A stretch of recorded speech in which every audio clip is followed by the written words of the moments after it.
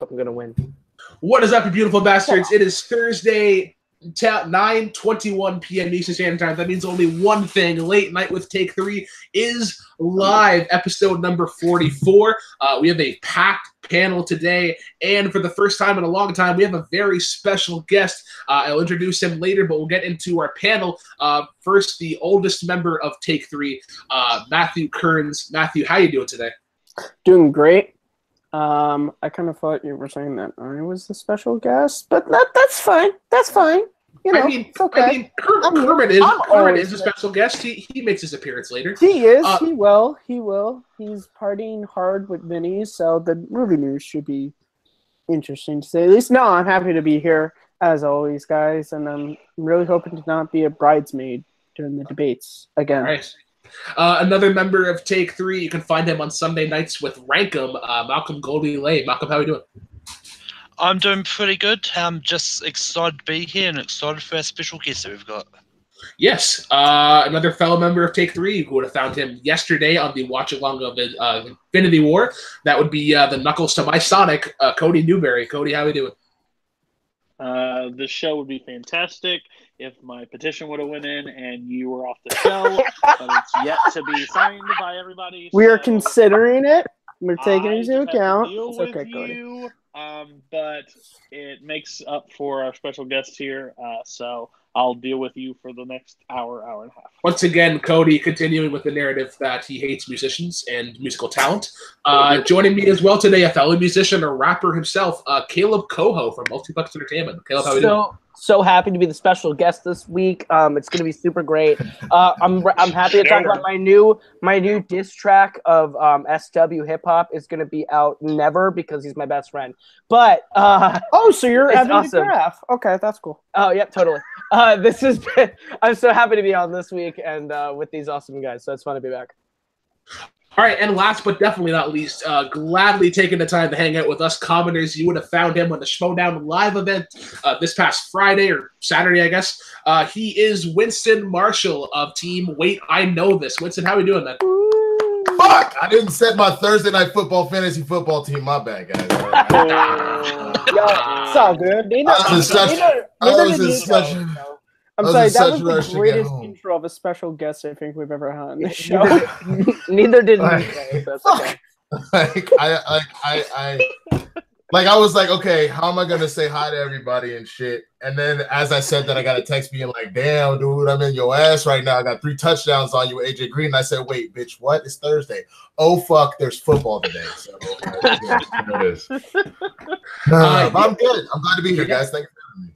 All right, well, thank you. But yeah, let's get right into it. No, Winston, there's no secret that you are a Schmodown competitor. The reason that this channel created is because of the Schmodown, and you were part of the third live event. You were the undercard second. I don't know. I host the show and you don't. I'm a silly Canadian. I don't know anything. Anyways, it was yourself and Stacey Howard, managed by the great Coy Jandro, took on the powerhouse that is Dan Merle and John Roca. Let's start with the introduction itself. Why did you choose Jurassic Park? That's a great question. We Coy, Stacey, and I all met up. And we were just trying to figure out what would work best with the 3 personalities. And so, just going back and watching some of old Stacey's tapes, Stacey's the queen of entrances, man. She has that shit handled. So we were trying to, originally, since, I go with the whole black man moniker and all that shit. And she is sassy Stacey Howard. We were like, oh, what if we did, some sort of fun, 90s, either we could switch it up and take a white character, make them black, and make a black female character, make a white, and do something like that. Or if there's a pair we could think of, we might do something like that. And then Coy just randomly was like, hey, life will find a way. And I was like, oh, bitch, Jurassic Park, though. And they were like, no, Jurassic Park's a fucking great idea. And they figured all of that shit out, man. Stacey came up with getting the dinosaur costumes, and Coy wrote his monologue and shit, and it was just a really cool thing that we just came kind of spur of the moment just based off of conversations. What was it like getting up? Like you're walking down to the stage entrance. Like there's obviously tons of fans there. What was it like to hear your name called out in that live setting? It was dope, man. Like I've acted and done stand up forever. So like anytime you are in that environment, it's a lot of fun. And what's funny is that for anybody that I would assume has seen the match by now, I was more entertaining as a person during the event with all the people in the crowd, but I ended up becoming way worse of a competitor once I was there in front of a big crowd and stuff like that. Because it's very funny how being in the studio for the Schmodown, like the pressure's there, but there's something about it that like you're like, okay, it's just like there's like maybe 20 people in this room versus like, oh, there's like 300 and like 299 of them all know the answer and my black ass doesn't. So, you know. Well, to be fair, when I was playing along, I got everyone wrong except for I think it was the animated question that they got to, and that was the first one I got right as well. So it's like, all right, I don't feel as bad. Yeah. But you get to round 2. You spin Pixar, and you guys just kind of hacked your way through multiple choice, taking down the lead. How did you feel about your performance in round 2? I felt great, man, because initially I was that was actually my wheel slice. So they ask you, they let everybody pick one category that they want, but then everything else is random or Patreon or whatever. And so initially I was going to go MCU, just because that top down bread and butter can handle that shit no problem. And they were like, well, having the tournament just have happened, like you might want to be careful about that just because the cuts are going to go super deep. And I was like, well, all right, why don't we do Pixar then? I know that that's not chosen a lot, but I know those movies kind of inside and out as well. I see what you did there. No pun. Hey, but it's funny. Most of the questions that got asked, like I actually did do a decent amount of studying, and like a lot of times it was one of those things where I was like, fuck, again, on the tip of my tongue, but I'd rather be safe and get the point because we're behind than give them a chance to steal or get nothing at all. So we went 6 for 6. We didn't get our, the maximum points we could have gotten, but we did hack away there. So that felt pretty good. And I was pissed, man. I thought they were going to miss some of those movie release dates questions. And because I knew Inception, I knew Up. There's not a lot of controversy. There's a minor bit of controversy about the V for Vendetta answer, just because there was a limited release that happened, but then I guess there were terror attacks in Britain or something, so that it all got pushed back to 2006 as a wide release, and they answered 2005, I believe, which technically isn't right, but it's semantics. It doesn't matter. They whooped our ass, so I'm not going to get into already called that out way before the Facebook page made sure everybody knew about that. So. Yeah. It's actually a great segue because that was like that was probably my highlight of the match is whenever they ask that question, then you're like, you wear the mask, you should know the answer. But why movie release dates? Who was it, I guess, between you and Stacy to give them the category? We were going back and forth, and originally I thought maybe we should do Julia Roberts because that was Stacy's slice. So I thought, okay, if they fuck this up, she can maybe steal some of these.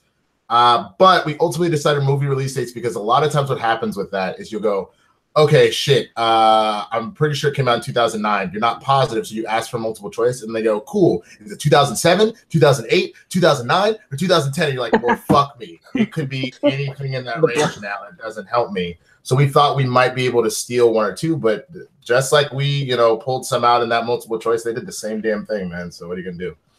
Oh, absolutely. And then we get into round 3, and then you get that American-made question, which, in my opinion, I thought that was kind of tough for a 2-pointer, but I mean, it is the Anarchy Showdown tournament where the questions are going to be a little bit tougher, understandably. Was it another instance where it was like just on the tip of your tongue and you were just kind of waiting for your brain to kind of click in?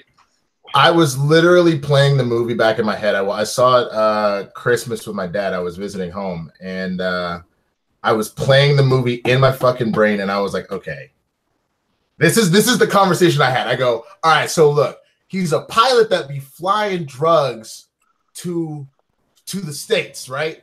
So what did he do before he became a pilot? And then I was like, wait, wait. Something with vehicles. And like, so I'm sitting here, like, what's funny is I look back after they said the answer and I was like, you're a fucking moron. So like, guy yelling at me, you suck. Yeah, I was thinking that shit too. So that's fine. But you ain't gonna disrespect my ass when I'm fucking talking, bitch. You can sit the fuck down. I don't give a fuck if you. I hope you watch this. I hope you see this shit, guy. I'm gonna tell you right now, all right? Look, I don't give a fuck what the fuck you did on the Schmodown. I don't give a shit, all right? I see you in the street. I'm gonna cuss your bitch ass out, all right? Homie, don't play that. As a matter of fact, bring your little bitch ass to the Black Schmodown and try and hold some shit down, buddy. Come on, bring your ass. I'm just gonna say silent as the lone team action fan here. I respect that call out so much. That was good. I will send this to my boy Guy. Don't worry, Winston. Go ahead. Tweet his ass. Go ahead. I want the conversation started. Tell his ass to come and sit down next to me and Jay, and I want to see if he survives. So he probably won't. Jay's a frightening man. Jay is a very frightening man. He is. He's funny, but I would not want to wouldn't want to get on his bad side. No, for sure. Not at all. But you mentioned the Black Schmodown, and I can't speak for the rest of the panel, but I'm not. This is like probably the second time that I heard you mention of it. Is this actually something that's like that's going to be a thing? Maybe it's like a Patreon exhibition match, or yeah. It's definitely happening. After the end of the number one contender match we had against Shire Wolves, you know, I was talking to Christian about it and the idea of like having it, and I wanted to call Jay out. He's like, no, that sounds great. I think that's a great match that we can do for the Patreon. So that's the overall goal. The real thing right now, and it's funny because I initially, with a lot of people don't realize with the Schmodown, a lot of shit that ends up happening either sooner or later comes down to scheduling. So like I genuinely was signed up to do the Inner Geekdom tournament, but my schedule got a little hectic when it started, so I couldn't become a part of the tournament. Which at the end of the day, a lot of people like to sit here again and shit on me and be like, "Yo, you ain't shit." But look, we know what we know. I'm a huge fucking nerd. My fucking handle is the Swaggy Blurred, and for those that don't know, that's a black nerd. All right. I know my nerdy ass shit, and so like I'm gonna be getting into the Inner Geekdom next season. Everybody will see that. People will have a very different opinion. And if you even look at some of my old tape, that's what I did. Now, the other thing I know is black fucking movies. I call Jay out and the shit is happening. So once I actually see him, we'll get the scheduling going for that. And for sure, you guys will check out a spectacle to say the least, man.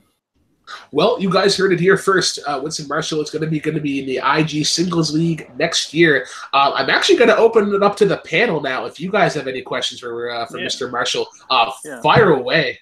I have a question. How ticked are you at freaking Thad and Kalinowski for putting you in the Murderers Row bracket with Kalinowski himself and Dan Murrell and Mark Riley? Roca? No, see, I think the thing that I find very funny, to be honest with you, I do a lot better under pressure. Now, it didn't necessarily show at the live event, and like sometimes you're just outclassed. Like there's nothing you can fucking do about it. But like, I feel like if I had immediately been thrown into a situation where I was the favorite or something like that with Stacy, I actually think I might have done worse, which is hard to do. I did pretty bad. But I think the nice thing about it is like, I don't like I'm not a huge personally, just talking sports, I'm not a huge Floyd Mayweather fan, and my main reason for that is he had a tendency in the latter half of his career to dodge fights that actually would have been good fights. I feel like you can't determine that you're the best or that you're really that good if you don't play the best. So I would actually I'm glad I got the opportunity to play two of the GOATs and to see where I measured up, and clearly I got a long way to go, but that's okay. That's a good point. I have a question. Yeah. I don't know if you can divulge such top secret information, but I was just wondering, who were the people inside the dinosaur costumes in your engine? Yes, that was the question that I wanted to ask. You guys wanted to ask that. Okay, word. So I will throw this up to late to the party. They figured it out pretty quickly. If anybody watched their recap, they actually do it in there. It was the Real Rejects. They were in there holding it down for us. That's awesome. Yeah. They were excited about it. They're like, "Fuck it, man! Yeah, I'll wear a dinosaur costume and parade around. Like, why not?" That's why we love them. So I had a question. I know you were talking about Inner Geekdom you want to get into, but I've talked with people who have only done teams before, and I was just wondering, do you see singles competition ever in your future, or do you more just want to focus on teams now before building up to moving over to singles? I mean, you know what? I would have no problem doing the singles league. Again, I know that my strength lies in very specific. So, like, obviously, nerdier movies. I know a lot of black film, which, again, that's the one sad part of that's not a regular part of the Schmodown. So I'm excited to do that kind of side thing. You know, so I am interested in doing the singles. It's one of those things that I know it's going to take me some time to up my knowledge to be like any sort of force in the singles. I won't deny that I have certainly leaned on partners in teams before. But again, where a lot of that works out is where me and Eric work so well in World's Finest is, you know, we filled each other's gaps, which was kind of cool. And so, like, the funny thing is, playing with Stacy actually doesn't have a lot of gaps. She didn't really need me to hold anything whatsoever. And I, but, you know, I will do singles eventually. I think I need to get better as a player first, though.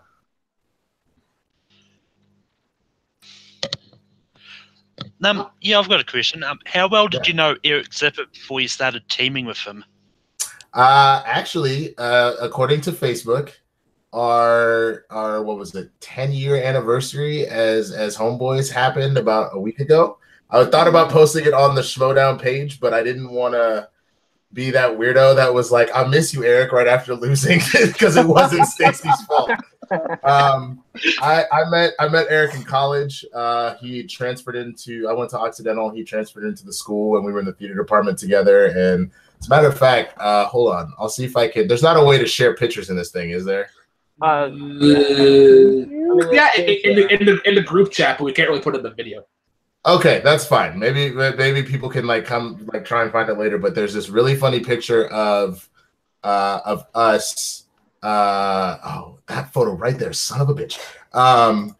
There's a really funny photo of us our senior year. We were in the main stage program together, and I was his father, and he was my son, and he hated me. And so he's trying to shave my head. So there's this picture of me passed out drunk with him with the clippers right above my fucking head. Some of the funniest shit ever. I'll find the photo and I'll send you guys after the thing's over. All right. I think it's what the thing? Is it on your camera? Brooklyn. Oh, it's yours, yeah. No, it's a mosquito. That's why. It's a goddamn mosquito. Please, Bro, pour out on your standard water.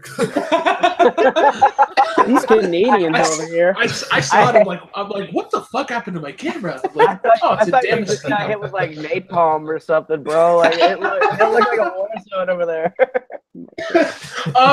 So we have Winston on the panel here, and I think this would be a great time to try out not a new game, but I guess it's a game that I've always wanted to play. If anybody is familiar with the UK and American classic, Whose Line Is It Anyway, the improv comedy show with the great Ryan Stiles, Colin Mockery, Wayne Brady, Greg Proops, all those cool kids, you might remember a game called Press Conference, where Colin would get up onto a podium and announce this big press conference. But the catch was he had no idea who he was. And the interviewers would give him subtle hints as to what it was, and after like a certain amount of time, or if he just knew it, he'd just say who he was, and it was that. It's pretty hilarious for anybody who hasn't watched it, so I think this will be entertaining. So Winston will be he'll be holding a press conference. Again, he has no idea who he is or what he's announcing, but the rest of us do. But I have to make sure that everybody read the last message that I put in the group chat. I will make sure. I just want to make sure we're all that is the answer. I have not. Okay. Yeah. I got it. I got it. Got it. But what? Because I'm black, this some old bullshit. Whoa. What can we say? It's Brooklyn. That's why I'm trying to get him out. I'm telling you. I'm gonna leave, and then you're gonna cry, Cody. You're gonna be like, "It's been 4 days since Brooklyn has left." Cody's gonna take over. Cody, watch out, because if he leaves, I might take over this show. Because that's just my MO now. Is when hosts leave, I take over their shows. Seen what happened with the summit, haven't we? Well, I mean, she went off to have a child, so I mean, it wasn't like she was just gone for a vacation. That's what we want you to think. Yeah. All right, guys, let's get right into this. Winston, let's call this press conference to order. Hey, okay, everybody. Thank you so much for coming out. I appreciate it. You know, this is a big day, big day. Everybody's very, very excited. So I just want to thank you. And go ahead. I'll be taking questions now. All right. Hi. Sorry. Yeah. Hi. Yes. Brooklyn Vail of the Schmodown Quarterly. Is this the biggest moment of your career? The biggest moment of my career? I would say so. You know, it's not often that you get to hold a belt. You know, that's pretty cool. Like, I mean, you have a Gucci belt sometimes. You got a Versace belt, but it's the first time that I've actually held this belt. This is pretty dope. So I'm very excited about it. All right. Right here. Kaleb Koho, please. Kaleb Koho, the Team Action Press. How does it feel to be making history today? I mean, bro, it's fire flames. I'm not gonna lie. Like, you know, I'm here. I'm answering these fucking questions. A lot of people gave me a lot of hate. I don't appreciate the fucking hate, but you know, I'm out here just doing my thing. You know, a lot of people here doing their thing. I'm very proud of everybody that did their thing. So there you go. I have a question here. Matthew Kearns of Hot Takes for the sake of being different and pissing off someone.com. So I just have the question here of, do you think that in light of recent events, this was an appropriate choice for your career? An appropriate choice for my career? You know, I would think so in the sense that, like, sometimes you just gotta, like, move on, you know? Sometimes it's time for you to just, like, after you hold a belt, you take the belt and you put it down and you let somebody else hold the belt. So, you know, sometimes, like, I would just say that, like, if you've reached the top of the mountaintop, go find another mountain, dog. I don't know what to fucking tell you, you know? But just find another mountain. Yeah. I got a question. Yeah. Schmodown Times here. Just curious, was it because you didn't like the color scheme? Was that why? Because I didn't like the color scheme? Yeah. Did you just not like what they were going with your outfit? Yeah, no, I really didn't enjoy what they were trying to do to my outfit. Because, you know, like, you put on clothes when you go out in a particular day and you think to yourself, hey, this shit right here is fly. I put a lot of time and effort into this outfit. I don't appreciate you coming in and changing things up at all. So fuck you for these last minute changes. What's up? Yo, Vinny here for Stallone. Vinny's here. God damn it. So I just got a question here. Why do you think you're better than Stallone? Because you're wrong. How do I what now? Why you think you're better than Stallone? I heard. Why you think you're better than him? I think I'm better than Stallone. That's what you said. That's what I heard from a guy who heard from a guy who knew you. I read on the internet, so obviously it's true.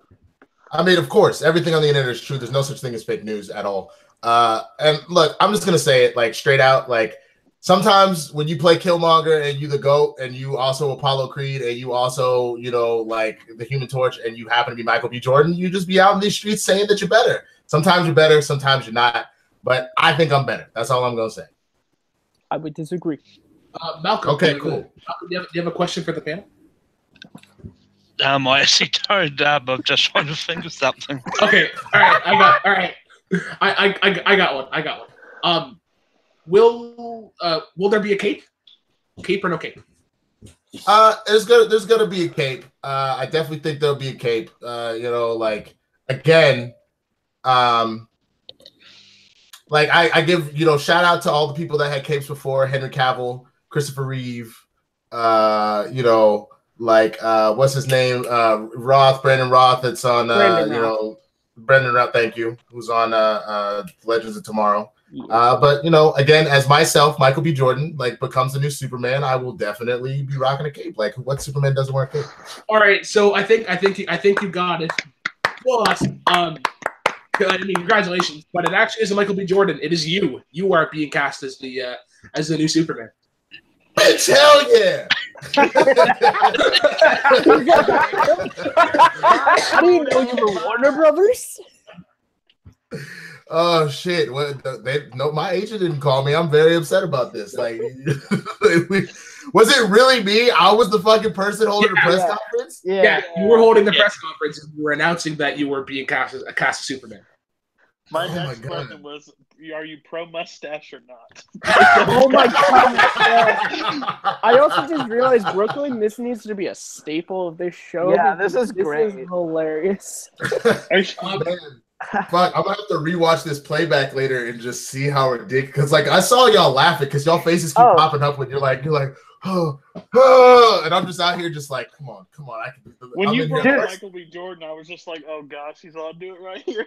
Dude, like as soon as I threw out my question, I was like, and your response, I was like, oh, he's probably got it by now.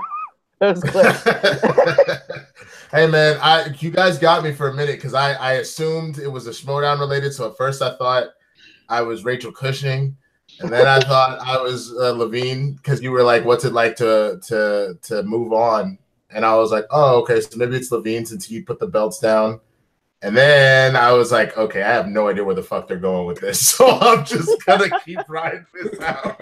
My next one was gonna be, are you excited for the new fitness regime that you're gonna be put on?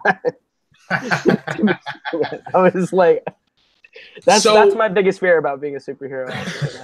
Right. So with that, guys, that's actually a great segue to move into our second act of the show, I guess. Hollywood happenings. It is at this point that I will call on very guest special panelist Kermit the Frog. Matthew, if you can just get him out of your closet, I'm sure he's chugging a Miller right now. Yeah, he is. Let me just go and retrieve him here. God. Yeah, by the way, Winston, this is totally normal. This is 100%. Diddy! This is normal? Yeah, Diddy's coming! Oh, no. All right, he's coming, guys. All right, so I'll just step away. All right, come on, man. Be respectful. Put the Miller down. Stop drinking Millers, actually. Be respectful, for God's sake. Kermit the Frog, you don't tell me what to do for shit, boy. Kermit the Frog here for the movie news segment. Yay! Chick3 doesn't pay me enough for this, but it's okay. Yay! So, here we go. The news roundup. Halle Berry directs and stars in Bruised, an MMA biopic, or as I like to call it, Fozzie when he doesn't shut his ass. Wow. Next, Sarah Lancaster directs Josie and Jack, which is based on a book, something I haven't read since Disney fired me. And finally, Henry Cavill may or may not be in the DCEU, or as I like to call it, a gig that is more or less trustful than the Muppets on ABC. Yay!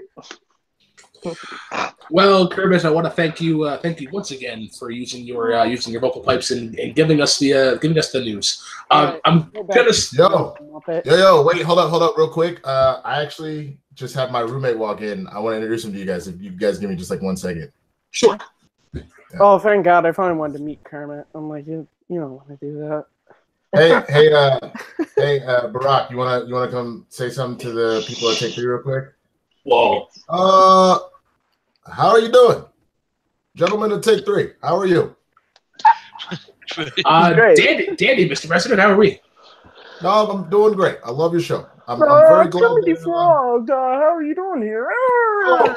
Kermit, I grew up on you. That's amazing. That's funny because you know what? Never mind. I wasn't gonna make the joke. No, it's fine. Don't worry about it. I understand. You're in midst of retirement. I am myself. So, why didn't you let that cheese puff take over the White House? Well, because unlike the cheese puff, I actually believe in the Constitution. So I had to go, unfortunately. But you saw last week, I did speak out, and together, let me be clear, together, we can make change. We did it once, we'll do it again. I just have a question, Barack. When are we going to revive Corey in the House, but with you as president and Corey still in the House? That would be very interesting. I did do that Netflix deal, so maybe we can get Corey to come over there. Might be able to pull it off. not like the guy's my medically. gosh. But it's all good. I'm going to put Winston back on. I'll let him continue the show. It was a pleasure to meet you, gentlemen. God bless you. And God bless Take 3. Well, thank you. He just got an Obama endorsement. Well, you guys are fucking killing it. You guys heard it here first. Killing it. This is great. This is easily my favorite. Man, look That at the guest panels that we was have had on point. These shows. We've had we've had Peter Jackson, Barack Obama, Kermit the Frog. I mean, where do we go I like from that you here? Wait, what happened? You're breaking up a little bit. He's breaking with it. Yeah. Oh, sorry. Cody is doing what we call a Chance Ellison impression. Him and his Wi-Fi are just having a battle. Can you hear me now? Yeah, you're good. Can you hear me now? The pause in between. I was like, please do the pause, and he's like, oh, right there is perfect. So I mean, while your roommate did a great job. So while Cody Cody adjusts his Wi-Fi, I'm going to go to Caleb first. Caleb, what is the news that stood out for you this week? I mean, I would be lying if I said that the news that Henry Cavill may not be Superman anymore doesn't stick out to me. I love DC. They're my premier superhero brand, and Superman is been one of my favorite characters for a long time. And Henry Cavill is the Superman for my generation, at least. And I think he was great, and I really hope he doesn't leave. So yeah. All right. Well, I mean, we could talk about Halle Berry being cast in this MMA biopic, and we could talk about her face being directed for that thing. Lancaster. I mean, does anybody have anything does anybody have anything they want to talk about those issues? Because I imagine that the general consensus of this discussion is Henry Cavill potentially leaving the DCU. Yeah. I mean, if nobody else has anything, I agree. I think Henry Cavill did a great job. I think that personally, while I do really enjoy DC, I've been a huge fan of their animated everything, and I'm sure when we get into the crux of this, we can talk about animated shows and some of the GOATs. But I've always felt that the DCU in particular has really been, for me, lacking. I haven't really been a huge fan. There have been great moments to watch, but I haven't been a huge fan of the movies overall. I hate to see Henry Cavill leave because I feel like he was one of the strongest points of the franchises. But, it could do one of two things. It could either lead to a kind of forced reboot, which would potentially fix a lot of the problems people have with the films. And on top of that, despite all the haters out here being like, Superman can't be black, shut the fuck up. Yes, it can, because it's been in the comics before, so go fuck yourself. It's leading to the point of potentially there's rumors Michael B. Jordan may actually be cast as Superman. So that in itself could be interesting. I think this leads to instead of being upset about it, it leads to a wide range of possibilities. So Winston, do you know exactly which Earth? I know because I have the Earth 3. Yeah, I have the Earth.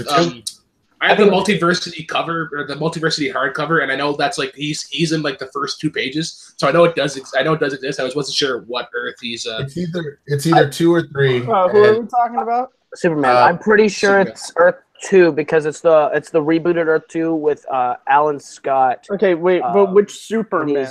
That's a very vague. We're talking about the black. He's the cut. Is he? Is he the one that's also the president of the United States? He's also Barack Obama. Oh, I think that was I think Winston was right. I think that was Earth 3. It's either 2 or 3. It's a single digit number. I'm pretty sure it's 2 because 3 is the crime syndicate. I thought 2 was Red Sonja. No, 2 is the one. I thought 2 is the one where they're all in it's all their prime. I guess it's not year 1, but it's whenever they're. I think we're thinking the same. Yeah. Okay. My thing is on the topic is my Wi-Fi holding up? Yes. You Daniel. My thing is I don't blame Henry Cavill at all. How long can you sit around for the people of DC to get their stuff together to put a cohesive movie out? everything's been met with problem after problem after problem, except Wonder Woman. So I think this is just the push, and I think he's just tired of waiting because he has other roles that he can go do. And people that say there can't be a black Superman, I don't even care if it's in the comics or what.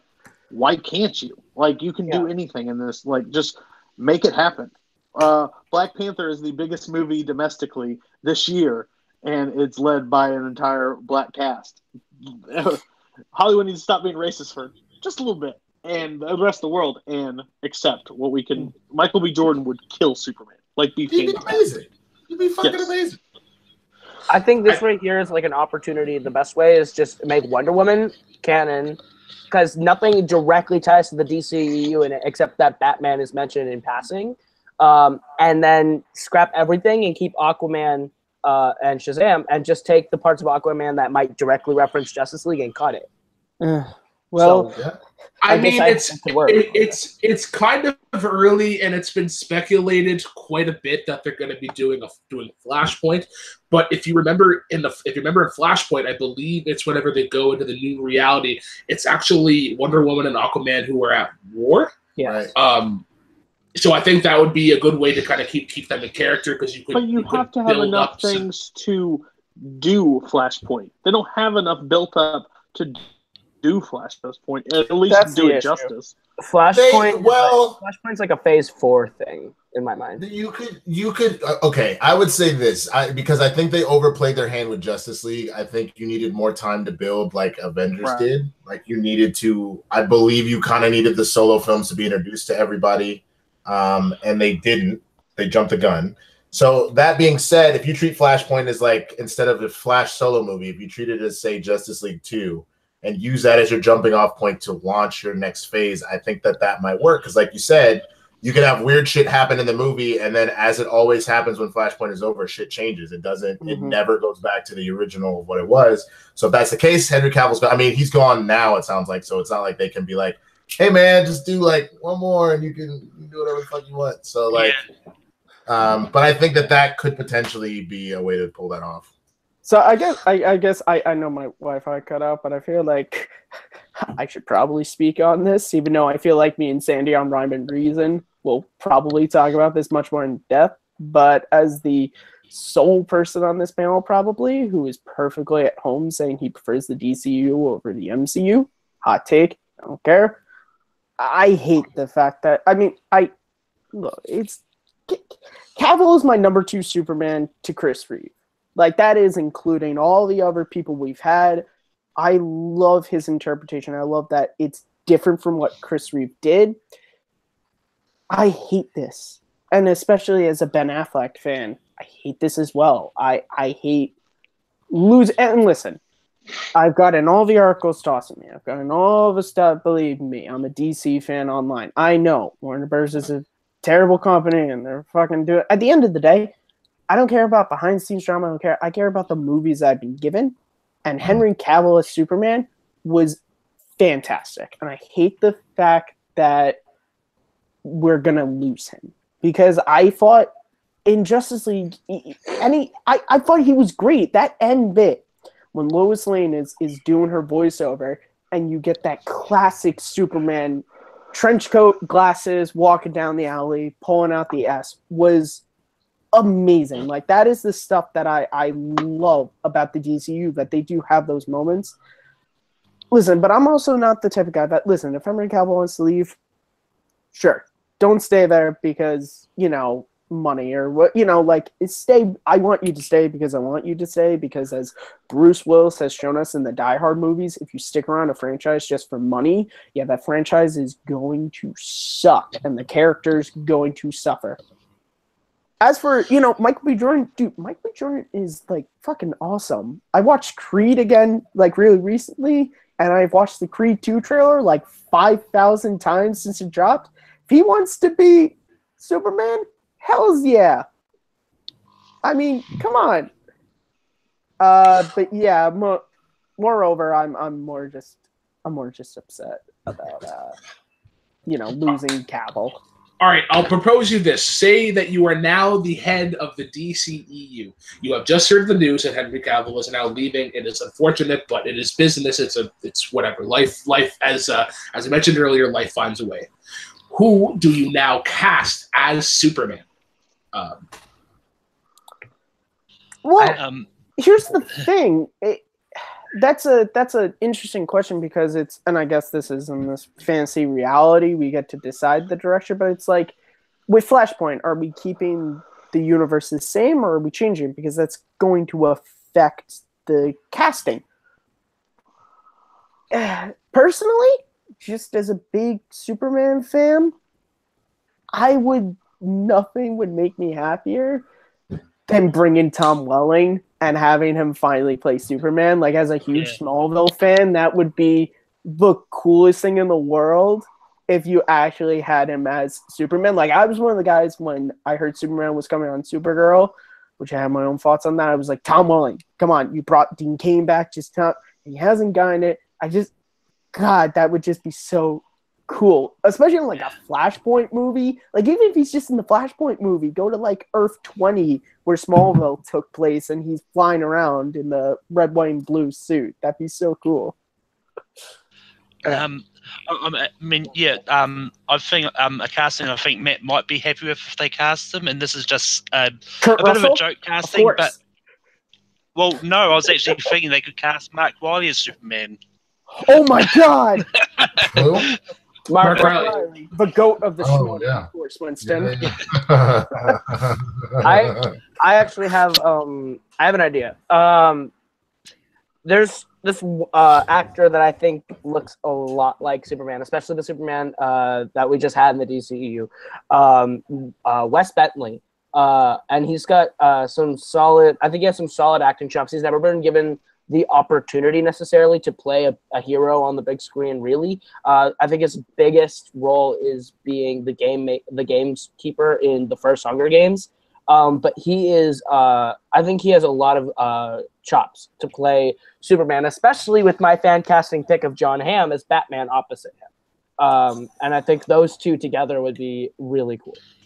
I may be the only one, but I was super on board with Michael B. Jordan. I really was. I personally think Michael B. Jordan Green Lantern, but yeah, I mean that's he is now like what like Chris, like one of his movies took off. Like let's put him in everything. But I mean, No Man Working right now is what I think would kill that role, and I want him to be able to redeem a role where he flies. Just so bad because absolutely hate Fan Four Stick with everything. Did he not do that with Killmonger? I mean, he's considered one of the best MCU villains. But he didn't fly. He said I put him in top 3. No, but he didn't fly as a hero. I want him to redeem himself, and I think the great direction for the DCEU to bring him in. But I mean, if I was them, I would have to see something before I would jump up, because I don't trust that franchise as far as I can throw them. It's scary. I would actually pick a castmate, Michael B. Jordan, and for me it'd be Miles Teller, because and I mean I personally love Miles Teller. Like Whiplash is one of my favorite movies ever. But I think because like you mentioned, like in the in Flashpoint, he's contained, so he's very fragile, and he's timid with his power. So I think he'd be great in that. And in my own head canon, they do Batman Beyond in like 10 years, and I feel like he'd be great for Superman Beyond, or just cast an older version, because I would love to see Batman Beyond. Winston, anybody else other than Michael B. Jordan that you'd like to see don the symbol of hope? If not Michael B. Jordan, I actually would steal from the Arrowverse. I'd take Stephen Amell. I don't think you take Brandon. I think he's had his run, and Superman Returns was, Superman Returns. But I think Stephen has, he has experience playing a superhero. I think it'd be fun to let him have powers and not just, and not just using the bow. And like, even though he does have a stuntman, he actually has pretty good fight training. He takes apart a lot of those scenes. So like, the thing I find the most, like, I personally am not a huge Superman fan. I typically find him boring with a few exceptions. I agree. To me, the exceptions are those movies where it's a matter of like, not what can Superman do, but what should Superman do. And I think when you put him in a situation where now he actually has to maybe use real fighting tactics and not just punch things super hard, and Steven now has, his fight training, I think it could be a really interesting film and a really interesting take to see him take part in that. Somebody correct me in the chat. I'm pretty sure Nico was in here, but I believe Stephen Amell was actually in the All-In wrestling event that was in Chicago.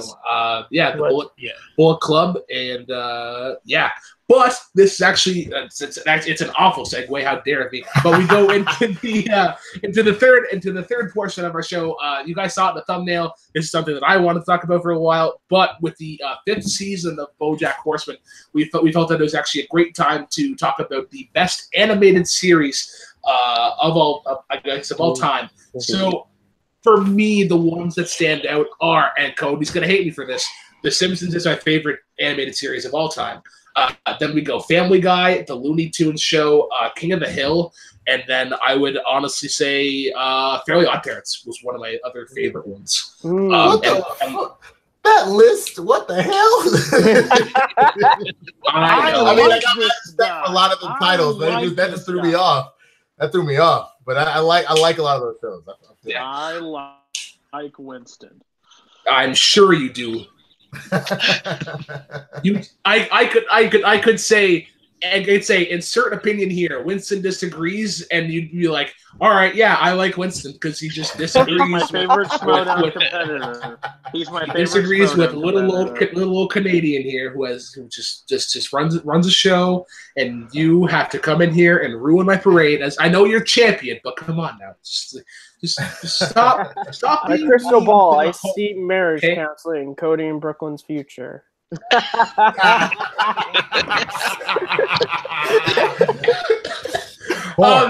Kermit could probably do it if you want. Winston, what are some of your favorite animated series? Let's see. Is this a Mount Rushmore? Is this a top 5, a top 10? What are we? What are ones that I guess a Mount Rushmore. Like, what stood out for you for like your childhood and now? All right. Batman the Animated Series. Just fucking money. I bought the whole shit on iTunes for like $100. I've watched it like 50 times. To piggyback off of that, and I would actually kind of consider these intertwined. I'm gonna cheat here and say that these are all one thing. So Batman the Animated Series / Justice League Unlimited. We're just gonna say that's one giant fucking collective of show. Because first of all, Kevin Conroy is amazing. Mark Hamill is amazing. Everybody involved in that, so Tara Strong, my best friend from college, actually, Brandon Lumley, his dad Carl Lumley was the voice of the Martian Manhunter. He also did like a nice cameo in Supergirl as John Jones's dad, which is pretty cool. Very serendipitous. Okay, so Batman the Animated Series and all of its collectives. We're gonna go. Oh shit, the Boondocks. I don't know if you guys have seen that show, but that show never gets old. You can't leave out South Park. They've been going for almost as long as The Simpsons and have hit on political shit like nonstop ever since, which has been incredible. I gotta come up with 2 more. Oh, X-Men, the 90s X-Men cartoon. Yes. That shit was fucking fire. And we said Rushmore, but I'll give you one more. How about you know what? I'm gonna say Doug. I'm not gonna lie that it has not aged very well. It has not aged very well. But it does not. It does not. But them Quailman episodes were amazing. Like the fact that Skeeter was a black dude and they just made him blue, which is fucking hilarious. And for those that aren't sure about this, the way you can prove that Skeeter was black, other than the fact that he beatboxed all the fucking time, was the fact that his dad was that giant, like always cussing. Will you take your ass to bed? I gotta go fucking work at the post office tomorrow. Like that was clearly a fucking black dude. The black man. Oh my god, Doug is awesome. But yeah. Kearns, what are some of your favorite animated series going on? Yeah, so Justice League Unlimited, of course, talked about that in great lengths on Rankum. I've always been a huge fan of Avatar: The Last Airbender. Just bought the Blu-ray set yesterday. It's coming in tomorrow, so huge bin session on the way. Ben 10 Alien Force, love that show. When I was growing up, I was like okay on the original, but Alien Force was like, that was my show. And of course, probably my favorite animated show of all time, Star Wars Clone Wars. That's a show that when I watch, it just gets better and better, and the stories they were able to tell in the way. One of my favorite Star Wars characters is Anakin Skywalker, and the way they were able to expand him in that series, and it took Star Wars storytelling to a different way than you saw it before. And I mean, also along with that, the 2003 animated Clone Wars series as well is up there as one of my favorites, but I count those as movies. But yeah, Clone Wars is the best, and it's better than other Star Wars animated shows, just saying. Who cares about Star Wars? First of all, how dare you, sir? Second of all, I'm just going to say, because you mentioned Avatar: Last Airbender, I did not include any anime on purpose, but that's a whole separate list in my book, personally. But that's just How dare me on what? I have a lot of hot takes there. No, not you. How dare him say who the fuck cares about Star Wars, sir? Okay. I thought you were talking about me. I'm sorry, Winston. Congratulations, Brooklyn. You're going to keep Winston off the show. Great job. You did a great job. It's this cat saying who cares about Star Wars. Brooklyn, I thought we were friends, dude. What the fuck? I gotta have one hot take. Winston's gonna vote you off the panel and sign the petition, bro. It's not even that. I just was so quick to start. I was about to diss you. I was gonna be like, "How the fuck are you gonna be named after a New York borough and be from Canada?" Like that's essentially what I was gonna say. Because I like you until you said you hated Star Wars. Dear diary, today Winston no longer my friend because I hate Star Wars. Sorry, I don't hate Star Wars. I just think it's like it just shoved down our throats. But Malcolm, you know what, Brooklyn? Shut up.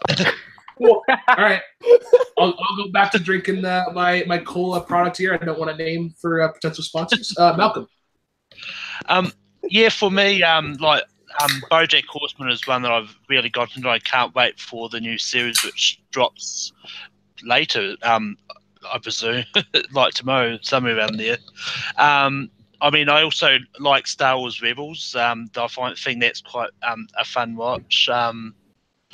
I've actually started watching this new animated series on Netflix. It's called Paradise PD. I've heard good things about that. It's definitely interesting. I mean, if you like Family Guy, Simpsons, which are also on my list, like it's definitely in that vein of humor. Yeah, I mean, I like a lot. I mean, when I was a kid, I used to watch Freakazoid, Animaniacs, Tiny Toon Adventures. I mean, there's a lot of, and I mean, I even enjoyed SpongeBob. I mean, yes, yeah. Oh my god, can we get him off the panel? Kaleb, you're easily the youngest person on the panel. You're still in high school. But I'm what not are your in high favorites? school anymore. I'm starting college in 2 weeks. You're probably the person who thinks of Fairly Odd Parents as, oh my god, vintage No, because I watched Fairly Odd Parents growing up. He's probably the type of guy who, when I said Avatar, was like, "Oh, the movie with the blue people." You're wrong. You're so wrong. I didn't realize I was getting on a panel full of agists here. Okay, like, all right. Welcome you to are Take you Three, are buddy. you are a multiplex needle and a Take 3 haystack. And the graph left our channel, so we gotta make fun of some young person. You know what? I feel like Evan now. But yeah, I'm gonna bring up a couple shows. I'm gonna bring up a few shows. Phineas and Ferb being one that I loved as a kid, and Kim Possible, another one that I watched a lot growing up. Yeah. And I'm pissed off about the live action TV movie. That's stupid. But I also grew up watching a different. I love the animated series. That is the best version of Batman. But I also and Batman Beyond, obviously another great show. But the 2004 run called The Batman was a Batman show that I also really liked because it was a lot darker than the animated series. Like in some areas, it was a lot weirder and a lot different. And another one, I'll throw up two more real quickly. The 90s Spider-Man, another one that I grew up watching a lot. I love the 90s Spider-Man animated series that ended on the worst cliffhanger ever. And the cliffhanger, he had to go into the space vortex thingy to go find Mary Jane. Yeah, that's how they ended the show. 2099. That was the sequel. Yeah, it got canceled after Secret Wars. Yeah. Yeah, I was like, dude, that's the biggest cliffhanger. And Avengers: Earth's Mightiest Heroes, which is one of my favorite representations of the Avengers. That's one of my favorite representations of the Avengers. I'm so mad they ended it after they wrapped up Secret Invasion storyline, because that could have kept going. Yeah. I do like the new Avengers series that is going on at the moment. So I don't watch as well there. Oh, one last one, because someone mentioned something. A very, very close runner-up, near and dear to my heart, even though it's kind of fallen off the last couple seasons. Archer. Archer is great. Yeah. Early seasons of Archer. Burgers, Big Mouth. Big Mouth. Okay, does anybody else love Big Mouth as much as I do? Cody hasn't gone yet. I haven't seen it. I haven't watched it. Cody hasn't gone yet. He's throwing his hands. All right, Cody, tell us why. Disrespect on this. Tell us show, why The Simpsons is awful. Tell us. I mean, sure, there's some old dust. Me, Kaleb, and Winston are going to leave this show and start a different one. You're so Welcome to damn disrespectful. Sure. Welcome to Late Night with Cody and Kaleb and Winston. I'll do this on my own. I will. Pretty much going last. Everything's been said, but yeah, X-Men was huge for me. I agree with the Spider-Man animated series. 90s cartoons for Cartoon Network, pretty much Johnny Bravo, Dexter's Laboratory, Ed, Ed and Eddie. Those stuff were just always good. And I was a huge fan of Doug and Hey Arnold, so I will have to throw those out there. All right, guys. So we've Foster Home for Imaginary Friends. That was also a great show. So it is with that, guys, that we need to get into the debate portion of our of the show. So for those who don't know, Cody is our reigning, defending Late Night with Take 3 mini speedrun debate champion of the World and Living Games Association of America. It is a very long title. It is contested every week. So with that being said, Kaleb, Malcolm, Mr. Kearns, and Winston are going to be duking it out in a single elimination style speed round tournament. The winner will go on. They'll be bracketed up. The winners will face each other. And then the winner of that semifinal will take on Cody to be declared the winner of the new Late Night title. I'm not going to go into it again. I'll save it for later. So I am pairing up the numbers here. So Winston, as the special guest on our show, pick a number between 1 and 4. Shit. 0. 4. 4. All right. Matthew. 2. 2. Okay. Koho. I'm going to take number 1 because I am the king and number 1. Let's go. Alrighty. And Malcolm. It's fitting for the numbers of rounds you last. So Malcolm, I guess he's going to get 3. So in the quarterfinals, we have Kaleb taking on Winston. But first is going to be Kearns taking on Malcolm. I don't judge, right?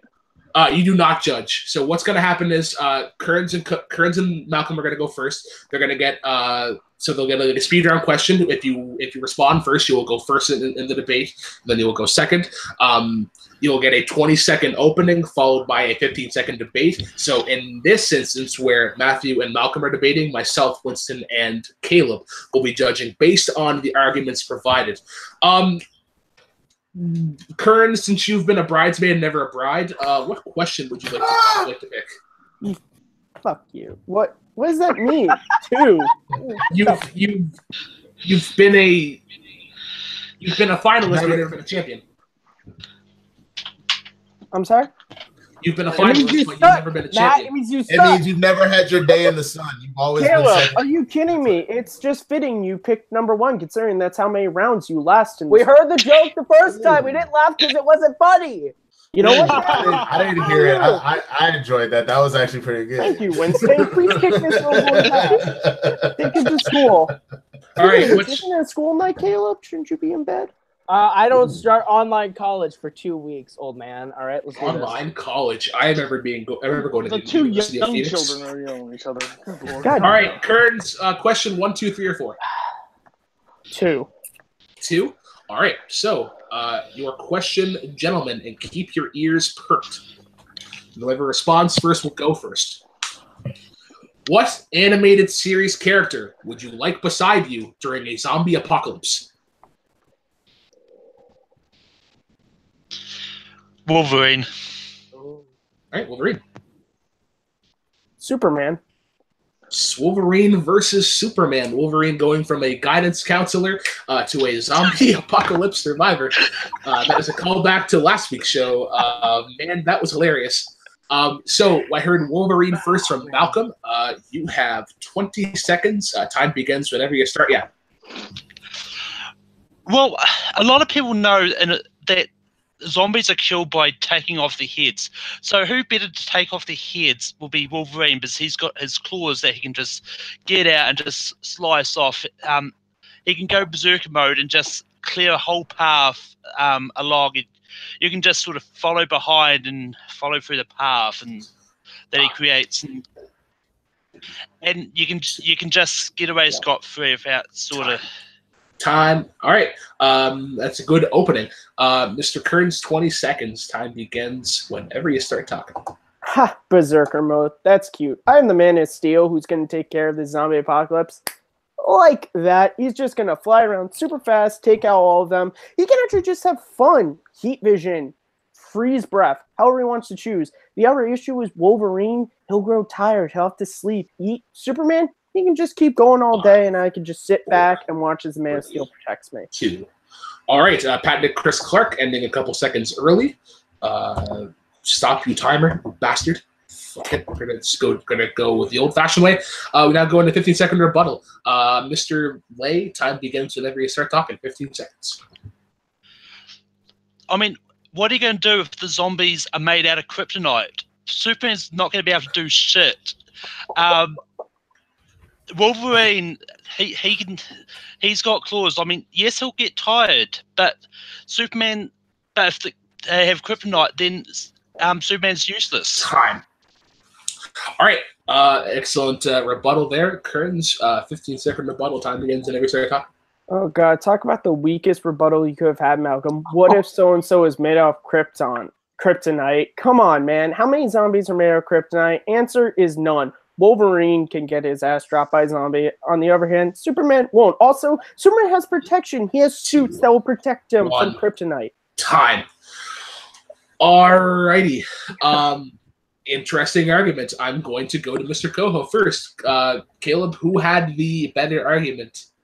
I hate Matt so much when it comes to this debate show, but I gotta give it to him just simply because in the rebuttal, just straight up, that was the worst rebuttal I have ever heard in my life. Kryptonite, come on, man! I was like, wow. Matt did not hesitate. He threw some haymakers in the rebuttal and in the beginning, and so I gotta give it to Matt because Malcolm never really took him down. I'm going to agree. My personal philosophy is that these battles are won in the rebuttals, and Kearns destroyed, tackling every point that Malcolm brought up quickly and precisely. Winston, your vote did not count, but how would you have swayed? I mean, I would have simply told my brother with the beard, what's your name again? Malcolm. See, I would have gone this fact very simply. Superman's a pussy when it comes to magic. So zombies have a tendency to be either magic or disease-based. So hit him with that shit. Also, what's scarier than a goddamn Superman zombie? If he gets infected, you're really fucked. So sorry, brother. I got to give it to the other man. Cody, you have your hand raised. I'm sure I was incorrect in my opinion. No, you're absolutely correct. I just would have tackled 2 different points. Like, Matt picked Superman, but when he's flying around, I'm literally under attack of zombies while this dude decides to flow around and do whatever he wants. And Wolverine would be a real dick to, like, sleep in the same cabin with because he would just be pissed all the time and have night terrors. So both are pretty bad choices. And would have night terrors. So with that being said, Kearns advances on to the semifinal, but we now have Kaleb Koho taking on Winston Marshall in the other quarterfinal. Winston, since you are the special guest, please pick a number between 1 and 4. That isn't 2. Then I gotta go with 3, Doug. All right, 3. All right, here's the question. Once again, if you are first to respond, you will go first. Your question, gentlemen. What is the best show that is on that is or was on Nickelodeon? SpongeBob SquarePants. All that. Judges, I don't think we can accept that because it's not animated. Oh, did you say animated? I thought you said. I thought you said show. I mean, I did just say show. Yeah. Oh, if you said show, I thought you said animated. No, I didn't say animated, but. Well, I will allow that because I was an idiot and didn't say animated in the question. So I will allow. I can pick another one. It's okay. No. I'm an idiot because I should be held responsible for my question writing, as a great question writer should be. I'll argue it. Let's go. That's fine. All right, so we have All That versus SpongeBob. Kaleb Koho is going to go first. 20 seconds. Time begins whenever you start yapping. SpongeBob SquarePants is an iconic show. It gave us a bunch of iconic performances with a lot of iconic characters that we love to spend time with. All that, I don't even know what all that is, and that is a sign that it's not as important to culture as SpongeBob SquarePants has ever been or ever will be, because SpongeBob SquarePants is still relevant, and has made 2 movies since then, and is still in the culture alive. Time. So many words, so little time. Winston, you got 20 seconds. Time begins whenever you start yapping. Ladies and gentlemen of the Take 3 audience, clearly my opponent is a moron because he's 12 and doesn't know what the greatest show of all time, All That was. All That was like the SNL, dog. Kenan Thompson got his start here, which also gave us a spinoff, Kenan and Kel, which also gave us the movie Good Burger. I'll get into more to it later, but for now, that's all I'm going to say. Precise timing. That is music to my ears. We now go into the rebuttal phase. Good burger. Can I take your order? Kaleb, you got 15 seconds. Time begins whenever you start yapping.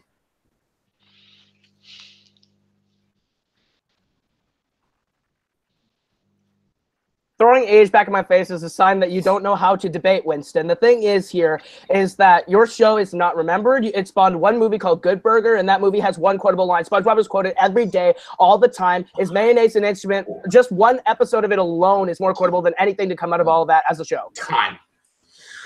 All right. That was a pretty good rebuttal. Winston, you got 15 seconds. Time begins whenever you start yapping. You say that SpongeBob is relevant or more so than All That. Let me tell you one thing. Kenan Thompson moves to SNL. He is the longest standing member to be on SNL, period, and has made some of the greats. I don't need to get into it, but I'm going to tell you right now, more people know about SNL and everything that came from All That and Kenan than they do about SpongeBob. So get on my face, boy. I wish I could argue back, because the thing is, you just pointed out one character and one actor the whole time. Well, I mean, there was whoa. This is like throwing a punch after the bell is rung. Shut up. Order, please. We need order in the panel. That was good. Good job, Winston. That was good. Cody, jury, please do not say anything of what Koho just said. It is not under the rules. It does not count. Yeah, it will be stricken from the record provided. But Malcolm, based on the arguments and not the shows, who won? Well, I mean, Kaleb sort of just went on the rant about SpongeBob being iconic a lot of the time. I feel that Winston brought up a lot of good points, especially when he talked about Kenan going over to Saturday Night Live from All That. Is because All That is pretty much Saturday Night Live for kids. So I mean, and I think based on Winston's argument, I think I'll give my point to Winston. All right, Mr. Kearns. See you, my bearded brother. Who had the better argument? Ageism or not, Winston's opening won it for me when he kind of just teared down the reason why Kaleb doesn't know about All That is because he's a stupid 12-year-old. Which, by the way, son, you have the whole of the internet. Stop looking at some websites that I know you are and just type in All That and you'll have a good time, believe me. So I'm actually in the minority. I actually would have given the point to Kaleb. I know that it's just because Winston's on the slowdown and he's a good guy. Hey, Kaleb, can I have Kaleb, we're not a multiplex. Can I have my show, please? The reason why I was going to give you the point is because from Winston, I heard what Kenan Thompson did after all that. I didn't hear a lot about Good Burger. I didn't hear about other cast members like Amanda Bynes and the other sketches and stuff. Whereas with Kaleb, I heard the memes and the characters and the quotes. Cody, why am I wrong? No, you're not wrong. I actually agree with you. I think Kaleb's opening was flawed because he says it's not remembered. It's not. He doesn't know that. Like, and the people that grew up with all that is fantastic show. That's one of the best shows out there. But I would have almost given it to Kaleb because he didn't counteract as much. I kind of agree with Kaleb, but I think his opening was flawed. So. No, you're right. And Winston just kicked my butt. So yeah. All right, no, it was a good match. It was a good match. No, as soon as I didn't know what the name of the show was, and then you said Good Burger, and I'm like, I'm screwed. No, the other thing that was funny about it is, and I thought about this as time was wrapping up. I was like, if I just throw names, that's not necessarily going to help. But Amanda Bynes is another good one. Nick Cannon. Nick Cannon is considered one of the moguls of the world. Yes. He started from that too. So like, I didn't even get to all that. It's fine. And we don't talk about Kel. We love Kel. And then he hosted Dance 360 and disappeared with whatever. It doesn't matter. Thank you, judges. I'm ready for the semifinals. Let's do this. All right. So you're taking on bridesmaid Matt Kearns. All right. Your question, gentlemen. And once again, you speak first. You go first. With the Rankum show on Sunday, we'll go to the polar opposite. Who is the worst Simpsons character?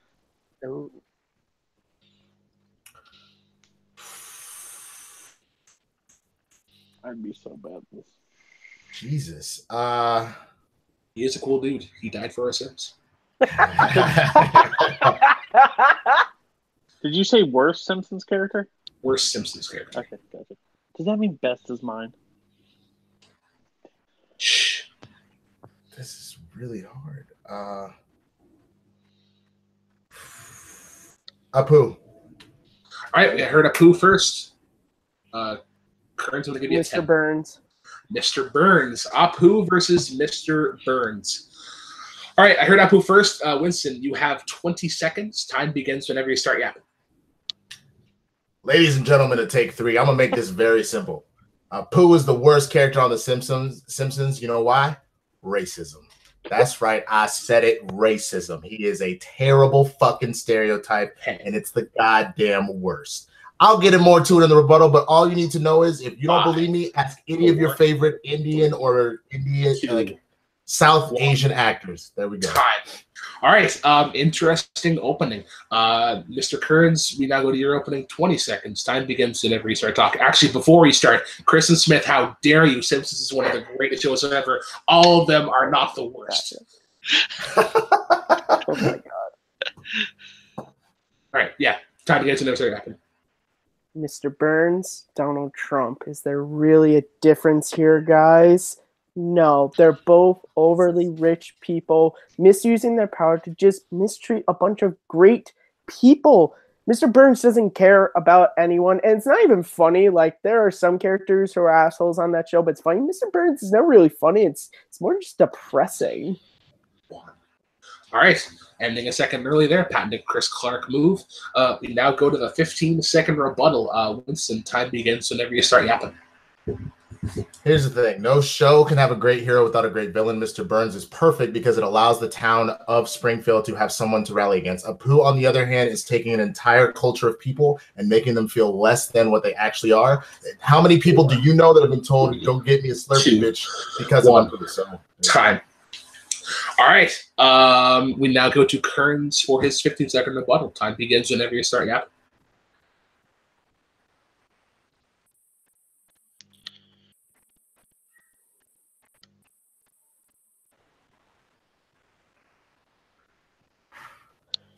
The city of Springfield doesn't actually go up against Mr. Burns, that really any points to the show that I can recall right now in this argument. Apu, on the other hand, yeah, okay, listen. But as we've seen with Hank Azaria and some of the things he's talked about, that's not the intention of the character to do that. Whereas Mr. Burns is intentionally a piece of shit character. Time. All right. Interesting rebuttals. I am going to go first. I am giving my point to Winston because Kearns, you've had good rebuttals. I had an uphill battle to fight. That wasn't your best. You didn't really attack. You didn't really praise Apu. You didn't praise Apu like Winston praised Mr. Burns. So it's hard when you watch that documentary to praise Apu, even though I did love Apu and I love Hank Azaria. So fuck it. God damn it, I'm a bridesmaid again. Caleb, well, there's still 2 people to vote. I could be in the minority here. I wonder who's going to vote against the Schmodown star who voted for. I did last round. He voted against me last round. That's true. Caleb, but Brooklyn is outspokenly not a Winston fan, and Winston's not a fan of Brooklyn because he doesn't like Star Wars. That's why. Okay. Now, Caleb, based on the arguments, not the choices, and not the Schmodown competitors, and not the fact that Winston just wiped the floor with me. I literally just came up with a better argument for myself for the last round. I'm upset. Just enjoy the Explorer and just pull your racist if you argue against me.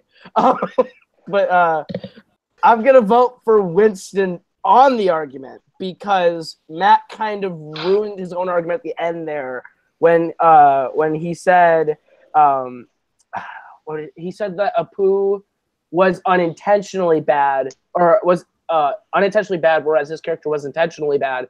I think it's almost worse that Apu was unintentionally bad and is still like a disgusting racist stereotype of a character. So I think that kind of Kearns or Matt kind of undercut his own argument. So. All right, so Winston advances to the final. Malcolm, unfortunately, your vote did not count, but how would you have swayed? Yeah, I based on what both of you have said, I would have gone Winston as well.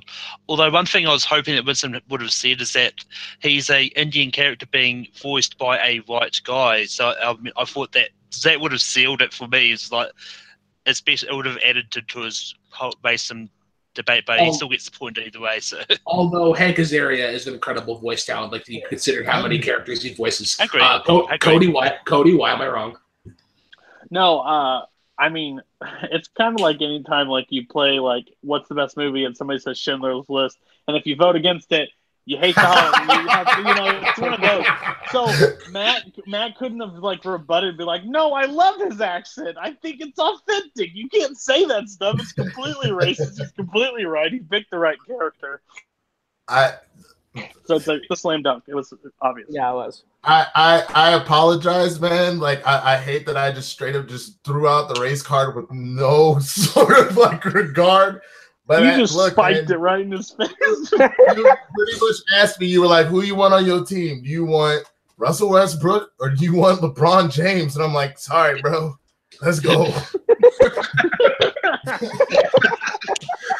All right, so that being said, Winston in his debut for the belt moves into the final where he takes on, I believe, 2-time champion Cody Newberry, or he's undisputed? Because you were the interim and then you were undisputed. I don't think you ever won it before 2 weeks ago. No, I have won 2 championship matches, but yes, one's illegitimate. No, interim, but you are now undisputed because you beat Sandy, who was the former, who was the current champion at the time. This is my first title defense. This is your first title defense. You were going up. No. I did defend it that same night. I beat Sandy first. He went into the pool. I came back and won it again. So yeah, this is my you beat Kearns. So you are now going up against Winston Marshall. Winston, I hate my life. I hate my life. Best of luck, gentlemen. Once again, whoever speaks first will be going first. Your question is: what Looney Tunes character should join the Justice League animated team? Oh, wow. Tasmanian Devil. Tasmanian Devil. Bugs Bunny. Bugs Bunny. OG Bugs Bunny. As we see Kearns drop more calls than Tom Brady does catches in the Super Bowl.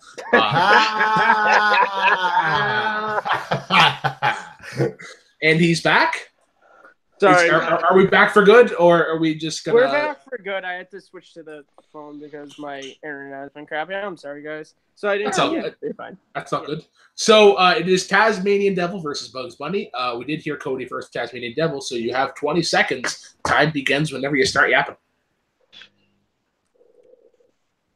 Tasmanian Devil would be a perfect fit for the Justice League because pretty much Batman, Superman, and let him just terrorize everything while they go around and try to get through stuff. Bugs Bunny would be a terrible choice, basically because he's another leader. So I would hate Batman and Superman to be talking and be like, hey, what's up, Doc? What's with these plans? What can we do? Blah, blah. Tasmanian Devil can just be a great distraction for Batman to sneak in and hack things. Time. All right, interesting opening. Winston, 20 seconds. Time begins whenever you start yapping.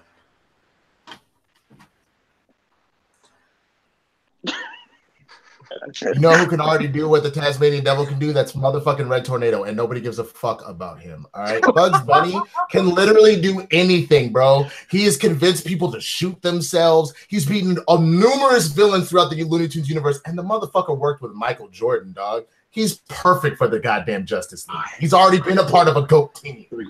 I don't need one. I'm already done. Time. Yeah, Winston applying the Chris Clark method, ending a few seconds early. We'll see how this goes in his bout here. 15-second rebuttal. We now go to Cody Newberry. Time begins whenever you start yapping. That's a terrible thing to have on your team that he convinces people to shoot himself. Guess what? In Justice League, he'd be causing more terror than anything. And a GOAT team, please. It was just Jordan. They were just there with the special stuff. Tasmanian Devil could literally be a distraction, destroy things. He doesn't have to say anything, so he doesn't take up much screen time. All you do is just release him and just let him go. He can be a great team with the other team. Time. All right. We now go to Winston's rebuttal. 15 seconds. Time begins whenever you start yapping. First of all, there's a couple things you have to remember. If you've seen the show Welcome to Tasmania, the Tasmanian Devil was actually ridiculous. He was super fucking stupid, and so was his entire family. He couldn't do anything if they needed to fight somebody. Whereas Bugs Bunny has actually played Superman before, which is absolutely amazing, and he can do all the things that Clark can do because he's a goddamn Looney Tune with a brain. So Bugs Bunny's a million times better. He can also help Bruce. Time. Alrighty. Well then, that was a debate and a half. Interesting points brought up by both panels or by both sides. I will not be voting in this competition. I will be basing the decision on the other competitors. So, ladies and gentlemen of the jury, the vote is in your hands. I will start with Malcolm first, since his votes did not count. So, based on the arguments provided, who gave the better argument? They both brought up some good points, but I think Winston won it for me when he said that that Just League or whatever's hero similar to Tasmanian Devil, and that's the Red Tornado, and he's right. No one really cares about Red Tornado, so why would they care about Taz in the same way? So, I mean, like he brought up some like points about like Bugs actually having a brain and helping out at times as well. So yeah, my vote goes to Winston. All right. Kearns, based on the arguments provided, who had the better argument? Man, this is really hard because I think Winston's opening was better, but I think Cody's rebuttal hit why Bugs Bunny wouldn't work a little bit more.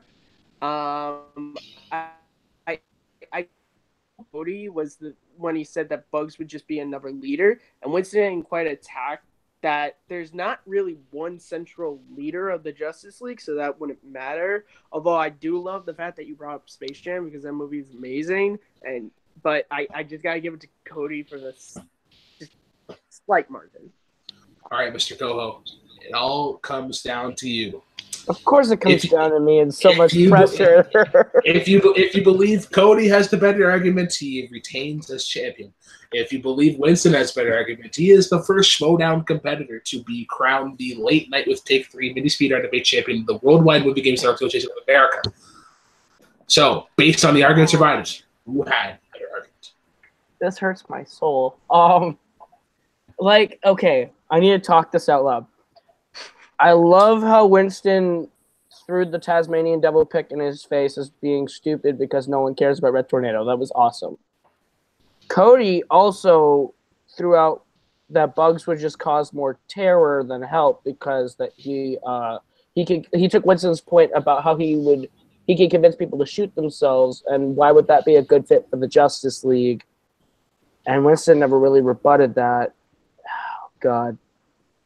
Wow, he really is talking this out. I am. This hurts my brain. No comments from the peanut gallery, please. Let the man make his choice. Wow. They kind of almost negate, like, neutralize. It's like ice shooting at fire. I'm gonna sway slightly. Hurts slightly to Cody. And your winner, and still late night with Take 3, mini speed round debate champion of the Worldwide Movie Games Fair Association of America, Cody Newberry. Wow. That was so really... slightly. It all literally came down to, I love the Red Tornado comeback, but would bugs cause more terror than help? And I had to sit there for I spent the whole time for the end of the debate sitting here going, okay, which was better? And I still didn't have an answer by the time I gave you an answer. I actually agree, and I feel like Cody had the better argument, similar to what Kearns brought up, and how Bugs Bunny would be is another leader. He's another alpha. Whereas Taz would make a great sign, and I didn't hear that from Winston, unfortunately. But Cody, as the Tweety Bird. Okay, first of all, you are one of few who have defended the belt. Second of all, you took down a Schmoedown competitor. You took down a Schmoedown competitor who has taken on the likes of Rachel Cushing, Clark Wolf, Dan Merle, John Roca. He has gone up against Box Office Breakdown. I can't remember their names, but I'm sure that they are amazing people. How do you feel about defeating Winston? Okay, as a person that loves debate and I take it as an art form, Winston kicked my ass, and I appreciate you guys for all voting for me, but that's just me being brutally honest. I think his rebuttal was way stronger, and I also think what character did you bring up? I'm mistaken. I think that was almost a straight punch to the face. But it's the way it works. The judges rule how they rule, so that's it. I was so close to, just because of Cody's thoughts, just taking my belt back and giving it to Winston. You can't do that now, I'm champion. Shut your mouth. Shut your damn mouth. I'm the champion. Leave me alone. Okay. Sorry. If Trump won the presidency, I'm going to keep this belt. Okay, cool. I love debating. I think it's great. I will speak before I'm so happy we got Winston on here. Yeah. Just be certain you get Schmoedown, but that's for a brief time.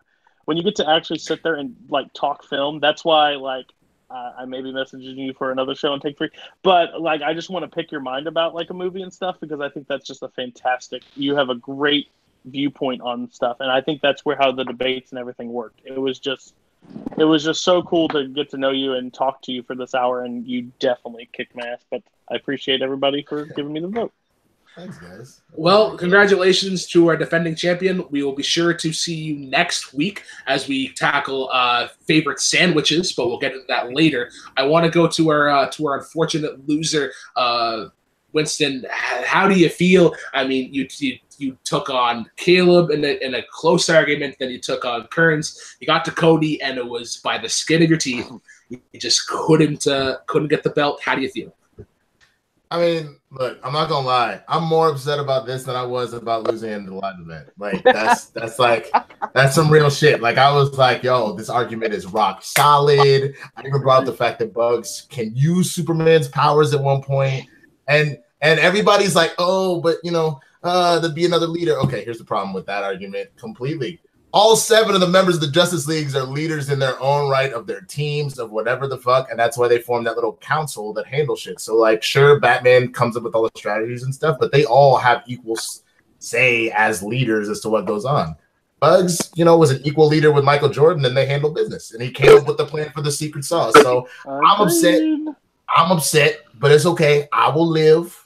I'm not gonna not come on the show no more just because y'all don't know about debates. But no, real talk. It was a lot of fun. Hats off to you, Cody. Literally take that hat off. Why are you wearing a Red Sox gear? That's terrible. Yes, Winston is now my favorite. He agrees that Boston Red Sox is a piece of shit. I would like to point out, I think I'm the only person so far in the non-debate rounds that Winston has not like personally attacked. Didn't I call you 12? He hasn't attacked in the debates. Oh, not in the debates. Not in the debates, yeah. Winston, go ahead, take a shot. Yeah, go for it. He's a Minnesota Vikings fan. Yeah, man. They're doing all right now. Keep switching away. Let me look at your room. Hold on. I keep switching away from your little screen. Let me see if I can get it to go. There we go. Hamilton, Metal, Star Wars, Doctor Who. Yeah, Hamilton. That's not real hip hop. That's about all I got. That's about all I got, man. I never said it was it's just the best musical ever. No. I haven't seen it, so I can't judge in that regard. But I will say that for me personally, it's one of those things where like seeing people get so uppity about Hamilton is like when like white people back in the 90s were like, yo, that Vanilla Ice character, he's really doing the hippity hop. That shit is pretty grand. All right. Ice baby, hey. Brooklyn will tell you I am the biggest Lin-Manuel Miranda fan ever. Yeah, okay, so Winston, kind of a little sidetrack here. Whenever I was on a different channel, we did a countdown of the top 10 rappers. Who is the first person that Kaleb mentions? And please don't do this. And don't mentions in front of the I am doing this. Who does Kaleb Koho mention for his first nominee? And says right out, this is in my opinion the best rapper of all time, Lin-Manuel Miranda. Because he's got the best rap lyricism I've ever seen. He does like 6-syllable rhymes in a single line. It's some of the best writing I've ever seen. Like on a technical level. God. Kaleb, we want this guy to come back. Can we? Okay, I'm gonna get the camera on Winston here right now. It was Brooklyn's fault. Was it you didn't have to open your mouth? Great, Kaleb. Look what you did. Your hot takes took Winston. I didn't do anything. This was all your fault. You're the one who brought up my opinion from like a year ago. Not even a year ago. I'm going to assume Winston does not want to come on the Cool Ice watch along. I'm just going to assume that. Okay, first of all, find 3 people who want to watch Cool as Ice. I apologize. I had to go punt a baby. I was so enraged. Also, Cool as Ice is a great I'm never doing a Cool as Ice. Look, I'm not gonna take away from Lin man. I can't even say his name. Lin-Manuel Miranda. Just like he put together an amazing show. He earned all his Tonys and all his money. I will give him props for that. But to even put him in the same breath as Andre 3000, as KRS-One, as the brothers from NWA, as Eminem, as as Kanye West, as Drake, as Jay-Z, like no, sir, none of them. Even Doug. Well, no. Brooklyn will tell you I've got opinions on Eminem now after Comic-Con. You have opinions on everything. You're right, I do. I host a debate show, but it's not your kind of debate. On a scale of 1 to Cars 3, how much do you love Cars 3? Cars 3 is not as good as Cars 1, but it's better than Cars 2, and it's up there. It's in my top 10, 11 Pixar movies. All right, so now we'll scale back here from Kaleb's hot takes, and we're just under the 2-hour mark, or about we're an hour and a half, hour 40 minute mark. But it's actually a good time to wrap it up, to call it a night. This was a super entertaining show. There a lot of laughs had. I feel honored to be dissed by Winston for not being the biggest fan of Star Wars. It means that I'm human and that my opinions do matter. But I do want to thank the entire panel for coming on today. We'll go from my left, moving on down. Cody Newberry, the guy who hates musicians. Where can the cool kids of the world find you? Yeah, guitar is not even a real talent. Oh wow! Oh wow! Sorry, I was just being like Kaleb and saying stupid shit. I enjoyed the show a lot. I always enjoy the show. This is my first time actually speaking to a member that's participated in the Schmodown, besides, I guess, whenever Chance's match. Besides when Chance's match airs. But, and this is what everybody from Take 3 has said. They're just really cool and really down-to-earth people. And Winston just went so high on my list of favorite Schmodown competitors because he pretty my place in the debate, even though these guys were completely wrong. So, yeah, this is a great show. I'm excited to be on. All right, and to fellow Take 3 member Malcolm Goldie-Lane, where can the cool kids of the world find you? You can find me on Take 3 every Sunday night where I host a show called Rankum. And I'm definitely going to reach out to Winston to appear on some episodes should the topic come up that I think he'll be good for. But yeah, and you can also find me on Twitter, Instagram, and Stardust at Malcor. All right. Fellow Take 3 member Matt Kearns. I'm going to call you now the bridesmaid, Matt Kearns. Where can the cool kids of the world find you? You can find me firing Brooklyn's ass from Take 3 with my seniority. So you. Yes. I'll go to my free healthcare. Okay, come on, man. That's a low blow, brother. Come on. Jesus. I can go to a doctor and not pay a dime. It's glorious. To Hot Takes Koho. I didn't get to say shit about. Oh, sorry. You were so focused on firing my ass, you didn't get to plug anything. So quickly, you want to plug? All right. First, this was a lot of fun, Winston. Hey, you were awesome. I'm glad to have gotten my ass kicked by you in a debate. So now that's 2 people from the live show who have kicked my ass, Dan Merle being the other in another movie debate. Well, you guys, as always, can find me at Kearns_Matthew on Twitter, MattMovies611 YouTube, and right here as the host of Second Look on Take 3, the new podcast, Rhyme and Reason, with Sandy coming out soon, and of course the interim host of the Reactor Summit, where we talk about all things Schmodown.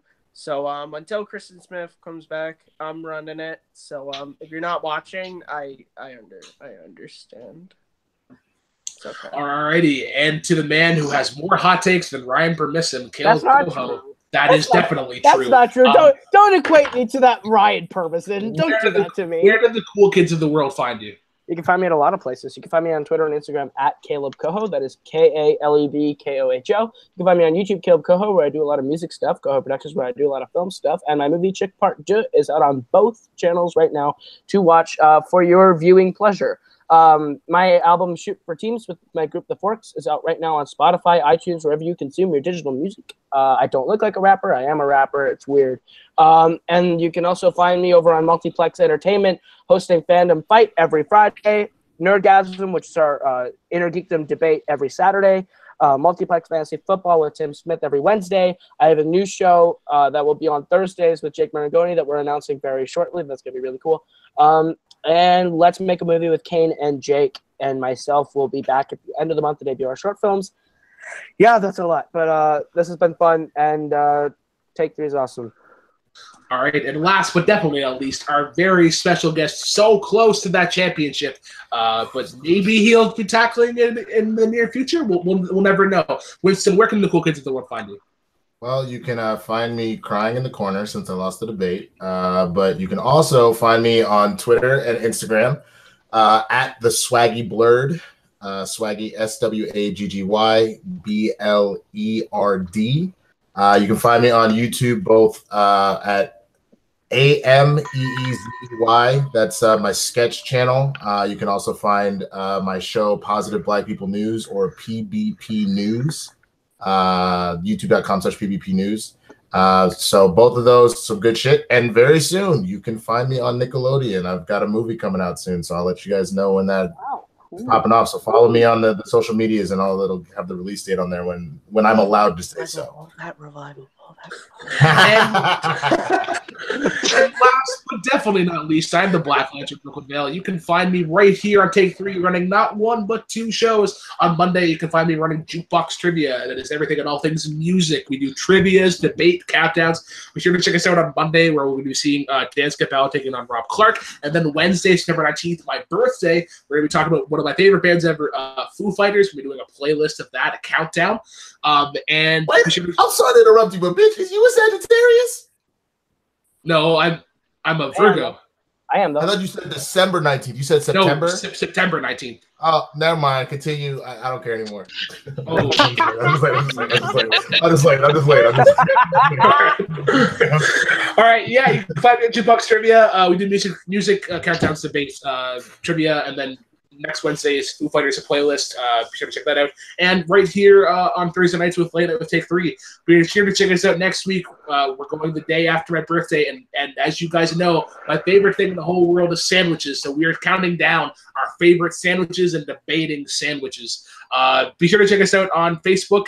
Be sure to like, comment, subscribe to this video. If you think you can take on Cody and defeat him for the Late Night with Take 3 mini speedrun debate champion, the World Heavyweight Association of America, be sure to hop on or express interest, and maybe we'll get you on here at some point. Once again, guys, for the community in general, we are fans of the Schmodown, and they need our help with the Patreon. So be sure to check out www.patreon.com/the Schmodown. Anything that you can provide is generously appreciated. This is content that I believe that should be paid for, and they are giving it to us for free out of the kindness of their hearts. So be sure to help them whatever way you can. Thanks you for the entire panel for coming on. Once again, guys, thank you, and as always, drive safely.